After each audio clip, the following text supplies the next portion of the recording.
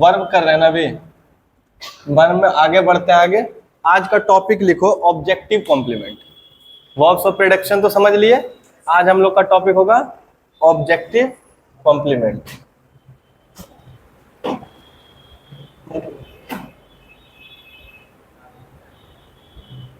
Objective complement. देखो अभी just एक बात समझ के आए हो कि ट्रांजिटिव वर्ब के बाद क्या आता है? ऑब्जेक्ट आता है। ट्रांजिटिव वर्ब के बाद क्या आता है? लेकिन समझ लो कि कुछ ऐसा ट्रांजिटिव वर्ब है कि जिसके बाद ऑब्जेक्ट तो आएगा, नो डाउट, लेकिन उस ऑब्जेक्ट से कंप्लीट सेंस नहीं देगा। जब कंप्लीट सेंस नहीं देगा तो कंप्लीट करने के लिए एक और वर्ड आएगा। बात समझ रहे हो हम क्या बोले? कि ट्रांजिटिव वर्ब के बाद ऑब्जेक्ट आएगा, लेकिन अगर वो ऑब्जेक्ट कंप्लीट सेंस नहीं दे रहा है तो इसका मतलब है कि उसके बाद एक और वर्ड आएगा, और वो वर्ड क्या करेगा? जो ऑब्जेक्ट है उसके मीनिंग को कंप्लीट करेगा। तो वो जो वर्ड आया उसी वर्ड को बोलेंगे ऑब्जेक्ट कॉम्प्लीमेंट। समझ में आया? इसको लिख लेते हैं, फिर एग्जांपल से एक्सप्लेन करते हैं। रफ आइडिया तो समझ में आ गया कि क्या है? लिखो some transitive verbs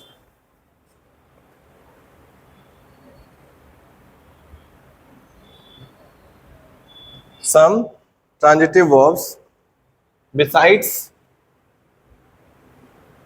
having an object। यहां पे besides का मतलब कोई समझा पाएगा? besides का मीनिंग क्या रहा है? एक besides का मीनिंग तो बगल में होता है। प्रीपोजिशन में तो ये ना पढ़े हो, besides मतलब क्या होता है? बगल में। बहुत अच्छा, ये बात मीनिंग तो बहुत अच्छा समझती है। besides का यहाँ पे मीनिंग आ रहा है in addition to. In addition to समझ में आ रहा है कि नहीं आ रहा है सबको? तो क्या लिखे? Some transitive verbs besides having an object also need a complement. देखो कॉम्प्लीमेंट वर्ड ही नहीं लग रहा है कि कंप्लीट वर्ड से बना है, इसीलिए ये क्या करता है? मीनिंग को कंप्लीट करता है। Complement to make complete sense. To make complete sense.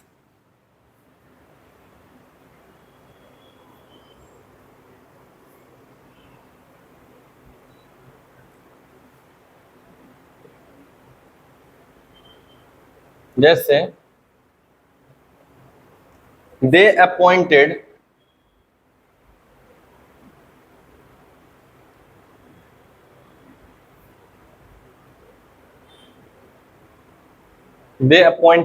Hrithik. अब ध्यान से सोच के देखो कि जो दे अपॉइंटेड ऋतिक लिखे, क्या ये मीनिंग कंप्लीट दे रहा है? ध्यान से सोचो। दे अपॉइंटेड, अपॉइंट किया किसको? ऋतिक को। लेकिन नहीं लग रहा है कि अपॉइंटेड राहुल, ये जो राहुल, ये सॉरी ऋतिक जो वर्ड है वो क्या सेंस कंप्लीट दे रहा है यहाँ पे? जब अपॉइंट किया, ऋतिक को अपॉइंट किया ना, लेकिन क्या सिर्फ ऋतिक को अपॉइंट किया? कि अपॉइंटेड कुछ करेगा? पोस्ट पे ना अपॉइंट होता है, कुछ तो उसको करेगा, अपॉइंट करेगा। तो इसके ये कैसा वर्ड है?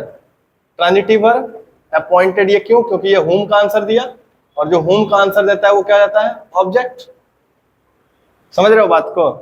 तो दे अपॉइंटेड ऋतिक, ये आ गया ऑब्जेक्ट, लेकिन इसको मीनिंग को कंप्लीट करता है अगर इसका जगह पे कोई ऑब्जेक्ट, इसका कोई वर्ड दे देते हैं। इसका जो अपॉइंटमेंट किया as a captain, as a player, कुछ तो अपॉइंट करेगा ना। तो मान लो कि दे अपॉइंटेड ऋतिक, क्या लिख सकते हो यहाँ पे? कैप्टन। दे अपॉइंटेड ऋतिक कैप्टन। तो यहाँ पे क्या हो गया कि जो ये ऋतिक है इसके मीनिंग को कंप्लीट किया। ऋतिक किस लिए आया? अपॉइंट ऋतिक को किस लिए किया गया? कैप्टन के लिए। तो ये क्या हो गया यहाँ पे? कॉम्प्लीमेंट। क्यों कॉम्प्लीमेंट हुआ? क्योंकि ऋतिक के मीनिंग को कंप्लीट कर रहा है, और ऋतिक अपने आप में क्या है? ऑब्जेक्ट। तो अगर ऑब्जेक्ट का मीनिंग को कंप्लीट कर रहा है तो ये क्या हो जाएगा? Object complement. बात समझ में आया? कोई दिक्कत? एक और सेंटेंस लेते हैं।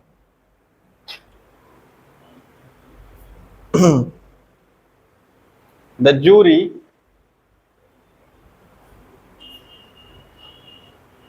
found him।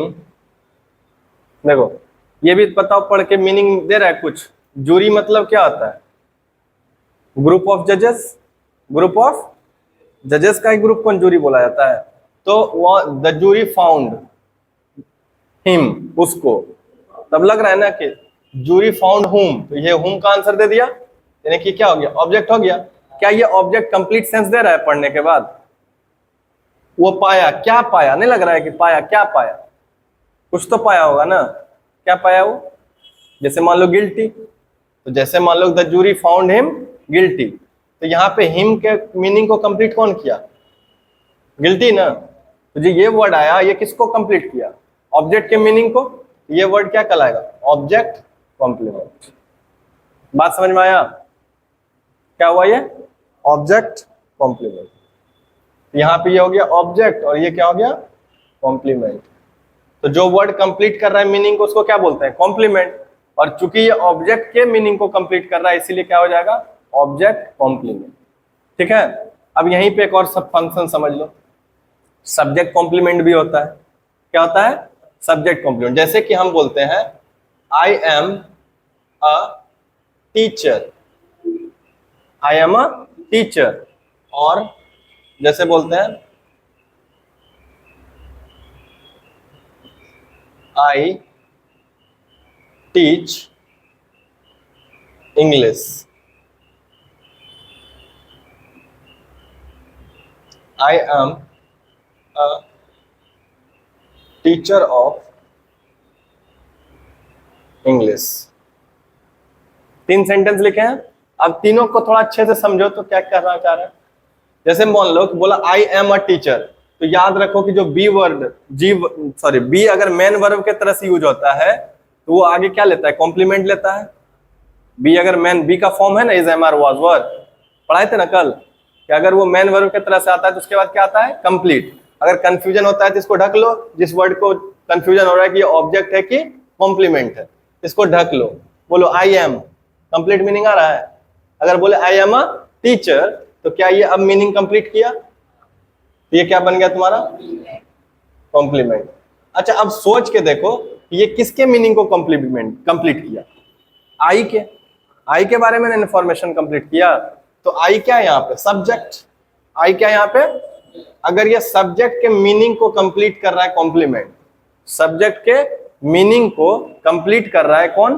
कॉम्प्लीमेंट। तो इस कॉम्प्लीमेंट को हम क्या बोल सकते हैं? क्या ये बात समझ में आया? इसको क्या बोलेंगे? Subject complement. क्यों बोले सब्जेक्ट कॉम्प्लीमेंट? क्योंकि ये सब्जेक्ट के मीनिंग को कंप्लीट कर रहा है। और सब्जेक्ट क्या होता है इन ब्रीफ समझाए थे ना पहले। सब्जेक्ट दो तरह से पहचाना जाता है। पहला, अगर एक्शन हो रहा है तो डूअर ऑफ द एक्शन, और अगर एक्शन नहीं है तो सब्जेक्ट, मतलब सेंटेंस जिसके बारे में बात कर रहा हो तो उसको क्या बोलते हैं? सब्जेक्ट। द वन हुम विच वी टॉक अबाउट, जिसके बारे में बात होता है। यहाँ पे क्या हो रहा है? डूअर तो नहीं है, डूअर ऑफ एन एक्शन है आई? नहीं, लेकिन आई क्या है? द वन हुम विच वी टॉक अबाउट, तो वो क्या बन गया? सब्जेक्ट। क्लियर हो गया? तो ये क्या कहलाया तुम्हारा? Subject complement. समझ में आया? कोई दिक्कत? दूसरा सेंटेंस पढ़ो, I teach English. I teach क्या हो गया? एक्शन वर्ड हो गया। आई टीच व्हाट, जब एक्शन वर्ड आ गया तो वहां पे तुम डिफरेंशिएट कर लोगे ट्रांजिटिव और इंट्रांजिटिव के बेसिस पे। तो टीच व्हाट, क्या पढ़ाया? तो teach English, I teach English. अगर टीच व्हाट का आंसर दे दिया, ये व्हाट का आंसर दिया, तो क्या ये ऑब्जेक्ट हो जाएगा? क्या हो जाएगा? तो ये वर्ब कैसा हो जाएगा? है ना? अब अगर कंफ्यूजन होता है हमको कि इंग्लिश क्या कॉम्प्लीमेंट भी है, तो इसको करके देखो, इसको ढक दो, पढ़ो sentence, I teach, meaning complete है। कोई दिक्कत है?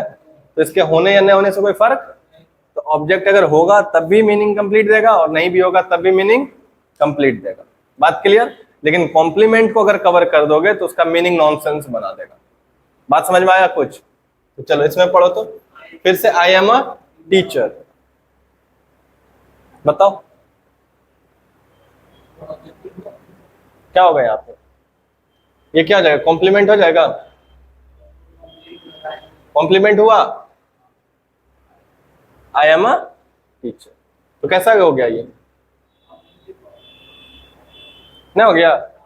आई एम अ टीचर, यहाँ पे ये हो गया तुम्हारा कैसा सब्जेक्ट कॉम्प्लीमेंट ना, ऑब्जेक्ट हो गया। ये किसके मीनिंग को कंप्लीट कर रहा है, आई के ना, ये क्या हो जाएगा सब्जेक्ट कॉम्प्लीमेंट ना। और यहाँ पे आए थे ये हिम के मीनिंग को कंप्लीट किया था। बात समझ में आया, कोई दिक्कत, समझ में आ रहा है कि सब्जेक्ट कॉम्प्लीमेंट की तरह से भी काम करता है और ऑब्जेक्ट कॉम्प्लीमेंट की तरह से भी काम करता है। और यहाँ पे इंग्लिश क्या हो जाएगा बताओ, इंग्लिश यहाँ पे है ऑब्जेक्ट। इंग्लिश क्या है यहाँ पे, देखो हिंट बता देते हैं ऑब्जेक्ट पहचानने का। याद रखना कि जब भी प्रीपोजिशन आएगा, जब भी प्रीपोजिशन आएगा उसके बाद हमेशा ऑब्जेक्ट ही आएगा। प्रीपोजिशन के बाद क्या आता है, इसको या ऑब्जेक्टिव केस बोल सकते हो। प्रीपोजिशन के बाद क्या आता है, ऑब्जेक्टिव केस बोलो या ऑब्जेक्ट बोलो। समझ में आया, प्रीपोजिशन के बाद क्या आता है ना, जैसे बोलते हो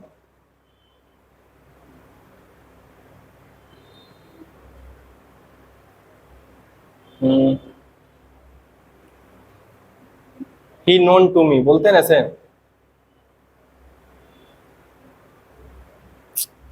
एक सेंटेंस नो का बनाओ प्रीपोजिशन में जैसे आता है, जैसे यहीं पे देख लो ना, I am a teacher of English है ना, ऑफ क्या है यहाँ पे प्रीपोजिशन, इसके बाद जो वर्ड आएगा ये क्या आएगा, ऑब्जेक्ट आएगा। इसको कौन सा ऑब्जेक्ट बोलेंगे, प्रीपोजिशन के बाद का ऑब्जेक्ट है तो प्रीपोजिशनल ऑब्जेक्ट। समझ में आया, और डिटेल में बाद में करेंगे। समझ में आया इतना, लिखो। चलो देखो अब एक अनदर टाइप ऑफ वर्ब में आते हैं, क्या है, when the subject and the object, subject और ऑब्जेक्ट पहचानने आ गया सबको अच्छे से। तो क्या कह रहा है कि when the subject and the object both refer to the same person, person के बारे में बात हो रहा है ना। जब सब्जेक्ट और ऑब्जेक्ट दोनों सेम पर्सन को रेफर करता है, the verb is used to be reflexively. तो उस वर्ब को क्या बोलेंगे, यूज कैसा होता है, रिफ्लेक्सिवली, यानी कि वो रिफ्लेक्सिव वर्ब होता है। कैसा वर्ब होता है, रिफ्लेक्सिव वर्ब। तो रिफ्लेक्सिव वर्ब का कंडीशन क्या है कि जो वर्ब है वो किसको रेफर करेगा, सब्जेक्ट भी वही है और ऑब्जेक्ट भी। इसका मतलब हुआ कि खुद से एक्शन खुद पे करो, एक थाप खुद को मारो। जो एक्शन खुद पे होगा वो क्या कहलाएगा, रिफ्लेक्सिव वर्ब। जैसे इसका एग्जांपल देखो, the man killed himself, suicide वाला वर्ब। अरे सुसाइड वाला वर्ब कौन है, रिफ्लेक्सिव वर्ब। आदमी खुद से मरता है, एक्शन कोई दूसरा करवाने जाता है, जाता जाके पंगाओं में लटक जाता है ऐसा भी होता है, लेकिन इसको मजाक नहीं बनाना चाहिए, लेकिन मजाक क्यों बनना चाहिए, क्योंकि सबसे ज्यादा मूर्खता वाला काम वही है जो आदमी जाके खुद से लटकता है। धरती पे उससे जाहिल इंसान कोई नहीं, उससे बड़ा बेवकूफ कोई नहीं, लेकिन फिर भी ज्यादा कमेंट नहीं करना चाहिए किसी पे। चलो देखो, the man killed himself, be positive. तो यहाँ पे जो किल आया है वर्ड, वो किसके लिए यूज हो रहा है बताओ। इसमें सब्जेक्ट देखो, who killed himself, who killed himself, तो हु का जो आंसर देता है वो सब्जेक्ट, तो ये क्या हो गया सब्जेक्ट। और ऑब्जेक्ट के लिए क्या चाहिए था, सब्जेक्ट के लिए व्हाट और हु का आंसर, सब्जेक्ट के लिए किसका, वो जनरली वर्ब से पहले आता है और वर्ब के बाद हुम। किल्ड हुम, किसको, हिमसेल्फ को, लिविंग है, तो ये किसका आंसर दिया, हुम का। तो हुम का क्या बन गया, ऑब्जेक्ट।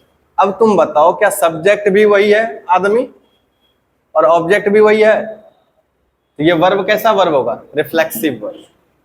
समझ में आया कुछ। और जो यहाँ पे ये वाला है ना, ऑब्जेक्ट तो है, ये ऑब्जेक्ट है ना, लेकिन ये ऑब्जेक्ट है कैसा, इस ऑब्जेक्ट को बोलते हैं रिफ्लेक्सिव प्रोनाउन। क्या बोलते हैं, तो ये याद रहना चाहिए तुमको। जो ऑब्जेक्ट का जैसे आई है ना, आई का रिफ्लेक्स, आई का जो ऑब्जेक्ट होता है वो तो मी होता ही है ऑब्जेक्टिव केस में, आई का मी, वी का अस, यू का यू, होता है ना ऐसे करके। उसी तरह से एक और टाइप है प्रोनाउन में, जब पढ़ेंगे तो उसको डिटेल में पढ़ेंगे। अभी के लिए बस इतना जान लो कि सब्जेक्ट ये है तो उसका रिफ्लेक्सिव प्रोनाउन ये है, और जो ये रिफ्लेक्सिव प्रोनाउन है यूज कैसा कर रहे हैं यहाँ पे, ऑब्जेक्ट की तरह से। किसके तरह से, ऑब्जेक्ट की तरह से। अब देखो जैसे आई है, आई, यू, ही, सी, इट, ये सब का सब यूज हुआ है सिंगुलर के तरह सेंस में। किसके सेंस में, सिंगुलर। और यहां से जो ये वाला देख रहे हो ये कैसा यूज हुआ है, प्लूरल के सेंस में। किसके सेंस में? प्लूरल के सेंस में। तो जब सिंगुलर का सेंस था तो आई का क्या हुआ? माई, और यू का योर। रिफ्लेक्सिव ये पढ़े थे ना एडजेक्टिव, आई माई, वो क्या होता है? पजेसिव एडजेक्टिव होता था, उसमें जाके सिर्फ क्या लगा दिए? सेल्फ। क्या लगा दिए? ही का क्या हो गया? Him, himself. सी का हर सेल्फ, इट का इट सेल्फ, वी का आर सेल्फ। इसके साथ थोड़ा फेमिलियर हो जाओ, समझे? तो ये सब जो है, सब में जब एक सिंगुलर को दिखाएगा ना सब्जेक्ट, तो उसके लास्ट में क्या ऐड होता है? सेल्फ। बात समझ में आया? लेकिन जब प्लूरल में आ जाएंगे तो यहां से प्लूरल ना हो गया, सेल्फ्स। देखो सिंपल है, याद रखना। क्लियर हो गया? अब यहां पे बताओ, जो द मैन है एक है ना, इसलिए यहां पे क्या आ गया? हिमसेल्फ। क्लियर हो गया? तो ये कैसा वर्ब होगा? Reflexive verb. कैसा वर्ब? Reflexive verb.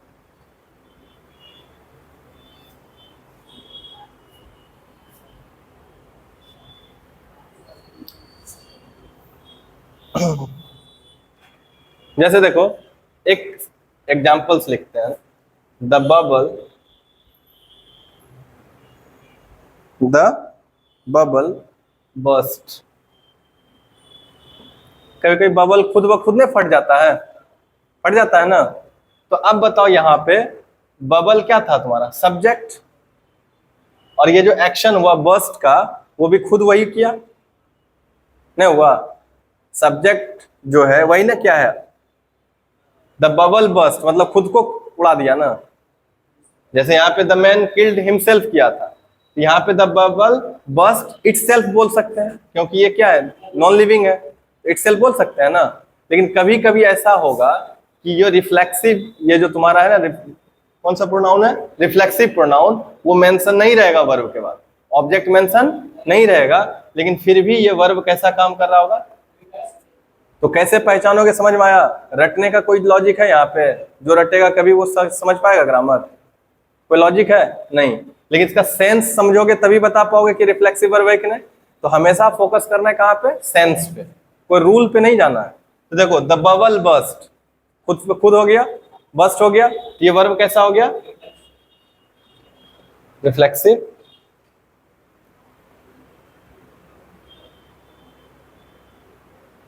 और इसमें जो ऑब्जेक्ट है वो क्या रहता है? हिडन रहता है।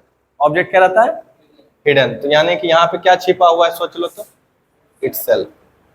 लेकिन तुमको इतना ही लिखेगा तो पता कर पाओगे? तो यानी कि लिख लो इस पॉइंट को बना के, समटाइम्स, इस चीज को एक्सप्लेनेशन के लिए लिख लो।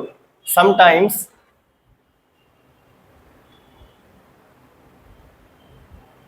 समटाइम्स दो the verb is used reflexively, the verb is used reflexively, the object is not expressed, not expressed।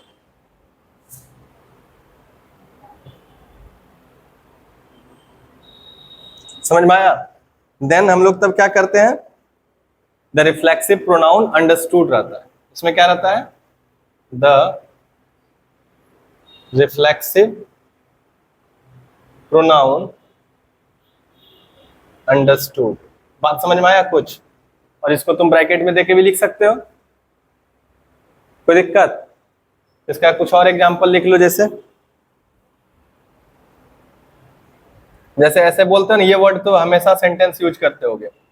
Please keep quiet बोलते हैं, प्लीज कीप क्वाइट बोलते हैं।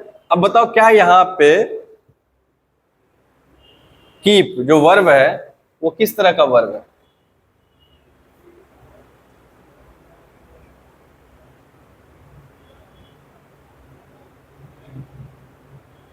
ध्यान से सोचो, इसका जवाब देना। इसमें सब्जेक्ट कौन है? इतना तो तुमको हिंट दे रहे हैं कि अगर हम यहां लिख रहे हैं तो ये वर्ब यूज हुआ है रिफ्लेक्सिवली। अब तुम सेंस डेवलप करो, कैसे? इसका जस्टिफिकेशन दो, इसका एक्सप्लेनेशन सोचो कैसे होगा। और तुमको रिफ्लेक्सिव वर्ब भी बता दिए क्या होता है। कि डूअर यानी कि सब्जेक्ट भी वही होता है और ऑब्जेक्ट भी वही होता है। जैसे बोलते हैं, तो ध्यान से समझना, समझ जाओ अच्छे से। जैसे बोलते हैं गो देयर, कम हियर, ऐसे करके बोल रहे हैं, तो बोल भले हम रहे हैं, समझना अच्छे से, बोल हम रहे हैं, लेकिन वो एक्शन कर कौन रहा है? Go there, come here, you छिपा हुआ है ना, यू बोल नहीं रहे हैं, खाली बोल रहे हैं गो देयर कम हियर, लेकिन सामने वाले को ही बोल रहे हैं ना, तो उसमें सब्जेक्ट कौन छिपा हुआ है? बात समझ में आया? तो यू उसमें सब्जेक्ट हिडन है। अब यही चीज यहां हो रहा है, please keep quiet, please keep quiet, इसमें यू सब्जेक्ट छिपा हुआ है। जो कीप का वर्ब है, जो कीप वर्ब है, इसमें सब्जेक्ट क्या छिपा हुआ है? अब बात आता है ऑब्जेक्ट का, तो और चुप खुद रहेगा भी कौन? समझ में आ रहा है कुछ? तो सब्जेक्ट जब बात करेंगे तो इसमें क्या यू हो गया, और शांत भी यही रहना है इसी को, तो योर सेल्फ ना हो जाएगा। और अगर प्लूरल के सेंस में लोगे योर सेल्फ हो जाएगा। नहीं समझ में आया? यहाँ पे हमको ऑब्जेक्ट के तरह से, जैसे गो देयर कम हियर, इसमें बोलते हैं तो यू एज अ सब्जेक्ट छिपा हुआ रहता है, यहाँ पे सब्जेक्ट भी छिपा हुआ है और ऑब्जेक्ट भी छिपा हुआ है। तो ऑब्जेक्ट ऐसे करके बोल सकते हो, please please keep your selves, क्या बोल सकते हो? Please keep your selves quite. Sense यही वाला दे रहा है, बोल के देखो, ये नहीं बोलोगे please keep your selves quite, लेकिन ऐसा नहीं बोलते हैं। तो वही बोले ना कि समटाइम्स क्या होता है कि जो the verb is used reflexively, the object is not expressed, object को एक्सप्रेस किया गया, तो तुमको समझना पड़ेगा ये सेंस। नींद आ रहा है?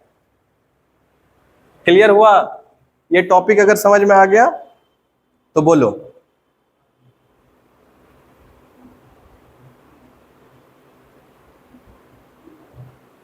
एक और सेंटेंस लिखते हैं, इसके बाद फिर समझ में आ गया ये topic.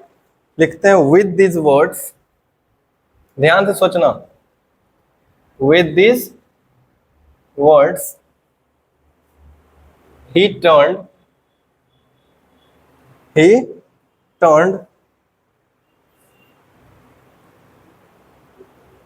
to the door।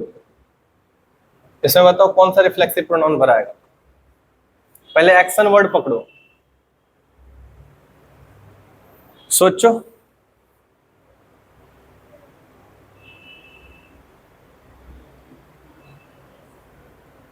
Himself हो जाएगा? नहीं होगा। ध्यान से देखो, विद दिस वर्ड्स, विद आ गया प्रीपोजिशन, विद के बाद जो बोले थे वो क्या आता है? प्रीपोजिशनल ऑब्जेक्ट होता है। तो प्रीपोजिशन का क्या होगा? ये ऑब्जेक्ट हो गया। उसके बाद क्या कर रहा था? ही टर्न्ड, तो यानी कि टर्न वर्ब आया ना, तो टर्न कौन लिया? ही, बोलते हुए टू द डोर, तो ही क्या हो जाएगा? Himself, he turned himself to the door. समझ में आया? ये बात रिफ्लेक्सिव वर्ब समझ में आ गया? चलो।